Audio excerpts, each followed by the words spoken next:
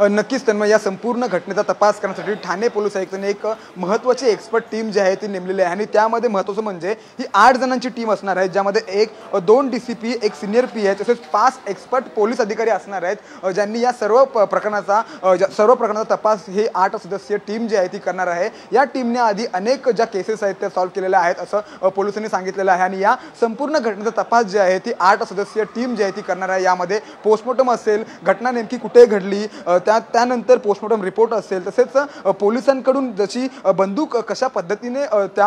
आरोपीने हिसकावून घेतली, यामध्ये पोलिसांचा देखील काय हलगर्जीपणा आहे का, या सर्व गोष्टींचा तपास जो आहे ती 8 ही सदस्याची टीम नेमलेली आहे ठाणे पोलीस आयुक्तांनी। ही टीम जी आहे ती या संपूर्ण घटनेचा तपास जो आहे ती करणार आहे। तसेच जे आरोपीचे नातेवाईक जे म्हणत आहेत की आमच्या पोराला पैसे घेऊन पोलिसांनी मारलं गेलेलं आहे, याचा देखील तपास ते 8 सदस्यीय टीम करणार आहे। त्यांच्या फॅमिलीच्या परिवाराचा संपूर्ण जबाब जो आहे ती 8 सदस्यीय टीम नोंदवणार आहे, त्यांच्यासोबत देखील चर्चा करणार आहे। गिरीश,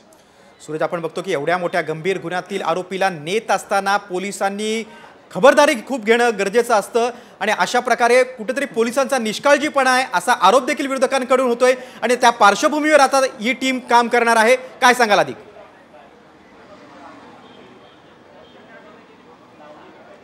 नक्कीच विरोधक ही देखील टीका करू लागलेले आहेत की लोडेड बंदूक असेल ती पोलिसांकडून आरोपीने कशी काय हिसकावून घेतली आणि त्यानंतर आरोपीने पोलिसांवरती गोळ्या झाडल्या आणि त्याचा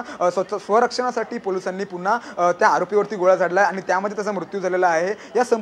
संपूर्ण जर का घटना पाहिली गेली तर कुठेतरी संशयाच्या फेऱ्यात या सगळ्या गोष्टी उभ्या राहत आहेत असं विरोधक म्हणत आहेत। मात्र आता हे पाहणं महत्त्वाचं ठरणार आहे की जी 8 सदस्यीय टीम जी नेमली गेलेली आहे ती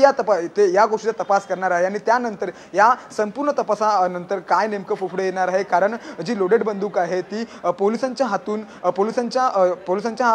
हातामध्ये होती आणि ती आरोपीने स्वतःच्या हातामध्ये कशी काय घेतली आणि त्यानंतर पोलीस एवढे गाफील कशी काय राहिले की एखादा आरोपी जेव्हा दुसऱ्या ठिकाणी त्याला नेत असताना पोलिसांची बंदूक हिसकावतो आणि पोलिसांवरतीच 3 राऊंड फायर करतो। ही खरंच खूप गंभीर गोष्ट आहे, कारण पोलिसांचं यामध्ये खूप निष्काळजीपणा या संपूर्ण घटनेमधून दिसून येतो असं विरोधक म्हणतात आणि या संपूर्ण घटनेचा तपास जो आहे पोलिसांचा देखील जे पोलीस होते आरोपीला घेऊन जात असताना त्या संपूर्ण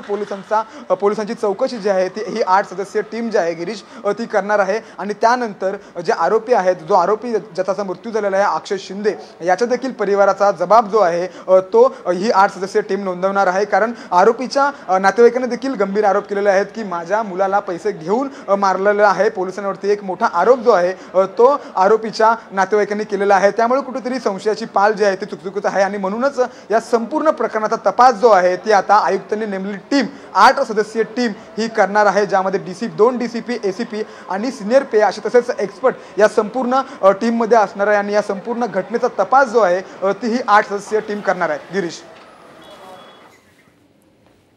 अक्षय, तुम्ही सविस्तर माहिती दिली त्याबद्दल धन्यवाद।